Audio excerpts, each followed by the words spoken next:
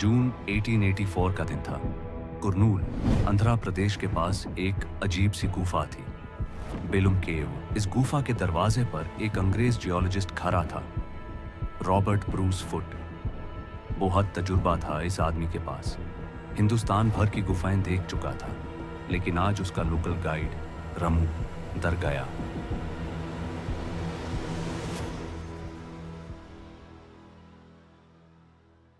रमू ने सीधा मना कर दिया, साहिब, ये गुफा मनहूस है। जुम के टाइम लोग अंदर गए थे, कोई वापस नहीं आया। फुटे हंस पड़ा। उसे लगता था ये सब अंधविश्वास है। उसने कहा, मैं कर्ज पे नहीं, साइंस पे यकीन करता हूं। उसने अपनी रस्सी बांधी, लैंटर्न जलाई और अंधेरे में कदम रख दिया। गुफा ने यूं से पूरा निगल लिया। पहले कुछ देर तक सब ठीक था।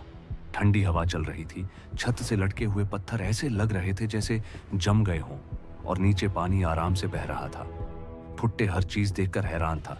उसने कुछ लिखा, कुछ स्केच बनाए। हर कदम उसके लिए एक नई खोज थी। लेकिन जैसे जैसे वो गुफा के अंदर बढ़ता गया, सब कुछ बदलने लगा। रास्ते तंग होने लगे, दीवारें करीब आने लगी। कभी उसे हाथों के बल रेंग कर गुजरना पड़ता, कभी पत्थर उसके कपड़े फाड़ देते। हाथों से खून बहने लगा, पर वो रुका नहीं। उसने सोचा, बस एक और चैम्बर देख लेता हूं, फिर वापस चलता हूं। लेकिन जब उसने अगला मंजर देखा, उसका दिल हिल गया। रास्ता खुला और सामने एक बड़ा सा हॉल जैसा चैम्बर था। लालटेन की रोशनी मुश्किल से छत तक पहुंच रही थी। फुट्टे धीरे धीरे आगे बढ़ा। उसके बूटों के नीचे आवाज गूंज रही थी। फिर उसकी नजर एक कोने पर पड़ी। कई पुराने फटे हुए कपड़े और उनके नीचे हड्डियां, इंसानी हड्डियां। पहले लगा कि शायद एक या दो लोग होंगे, लेकिन जैसे जैसे उसने रोशनी आगे की, उसके पैर जम गए। ये तो 10, 15, शायद 20 लोग थे। औरतें, मर्द, बच्चे, सब एक कोने में सिमटे हुए थे, जैसे किसी से छिप रहे हों, जैसे किसी मदद का इंतजार कर रहे हों जो कभी नहीं आई। फुट्टे का हाथ कांप गया। उसने इंसानी हड्डियों का ढांचा देखा। किसी के सिर पर चोट नहीं थी, किसी के हाथ पैर टूटे नहीं थे, कोई लड़ाई नहीं हुई थी। ये लोग धीरे धीरे मरे थे, भूख से, हवा की कमी से और उम्मीद खत्म होने से। फिर उसकी नजर एक छोटी सी लाश पर गई। एक बच्चा, लगभग 8 या 9 साल का। उसके पास एक बड़ा ढांचा पड़ा था, शायद उसका बाप या चाचा। दोनों ऐसे पड़े थे जैसे मौत के बाद भी एक दूसरे से अलग ना हो पाए हों। बच्चे के हाथ में एक छोटी सी लकड़ी की टॉय थी, जो शायद उसके बाप ने बनाई होगी। ये देखकर फुट्टे की आंखों से आंसू निकल आए। उसने कभी साइंस में इतना दर्द नहीं देखा था। वो बैठ गया और सोचने लगा, ये लोग कौन थे, कहां से आए थे?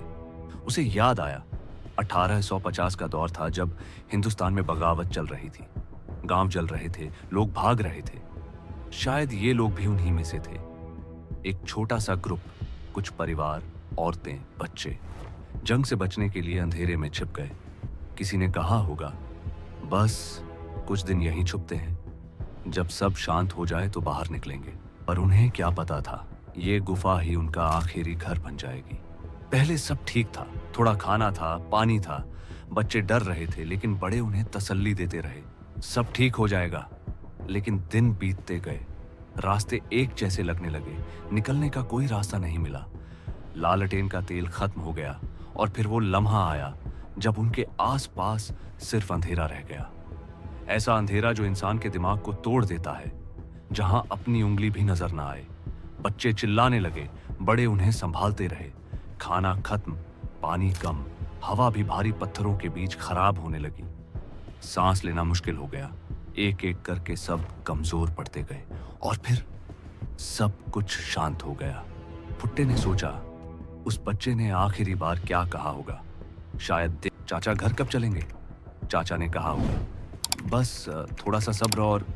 लेकिन उसे पता था, अब वापस जाना मुमकिन नहीं। बच्चे ने अपनी टॉय को मजबूती से पकड़ा और धीरे धीरे उसकी सांस थम गई।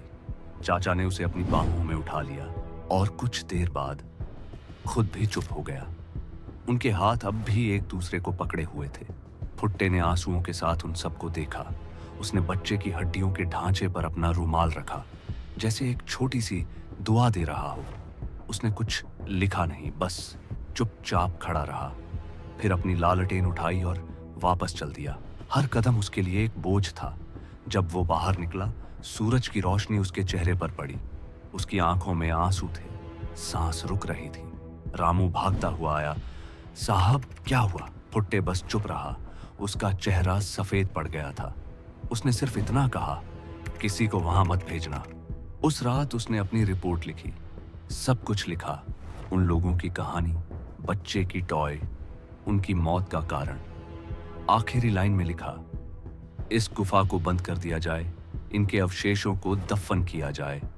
लेकिन ब्रिटिश हुकूमत ने उस रिपोर्ट को फाइल में डालकर बंद कर दिया। उन लोगों को वहीं छोड़ दिया गया, बिल्कुल उस अंधेरे में जहां उनका वक्त रुक गया था। सदियां बीत गईं। 1982 में आर्कियोलॉजिकल सर्वे ऑफ इंडिया ने बेलम गुफा को दोबारा एक्सप्लोर किया। उन्होंने वहीं देखा जो भुट्टे ने अपनी रिपोर्ट में लिखा था। सब कुछ वैसा ही था। बच्चा और उसका चाचा अब भी साथ। और 1999 में सरकार ने इस गुफा को टूरिस्ट अट्रैक्शन बना दिया। लाइट्स लगाई, रास्ते बनाए, लोग आए, फोटो लिए, मस्ती की। लेकिन जहां वो लोग मरे थे, उस हिस्से को बंद कर दिया गया। किसी को दिखाया नहीं गया। आज भी बेलम गुफा के अंदर वो 40 से भी ज्यादा लोग हैं। उनके नाम कोई नहीं जानता, उनका दर्द कोई महसूस नहीं करता। लेकिन अगर कभी आप वहां जाएं और थोड़ी देर खामोशी में खड़े होकर सुने, तो हो सकता है आपको एक हल्की सी आवाज सुनाई दे। एक बच्चे की सांस, एक माँ की दुआ, एक चाचा की आखिरी पुकार। वो आवाज जो अंधेरे में कहीं गुम हो गई थी।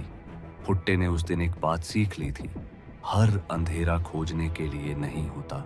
कुछ राज ऐसे होते हैं जिन्हें खोलने के लिए नहीं, बल्कि याद रखने के लिए छोड़ा जाता है। बेलम गुफा उन लोगों की कब्र बन गई जिन्होंने बस जिंदा रहने की कोशिश की थी। और आज जब तुम ये कहानी सुन रहे हो, याद रखना, तुम जिंदा हो क्योंकि तुम्हारे पास रोशनी है। उनके पास सिर्फ अंधेरा था। बेलम गुफा, 40 रूहें अब भी वहीं हैं और उनका इंतजार अब खत्म हो गया, क्योंकि आज तुमने उन्हें याद कर लिया।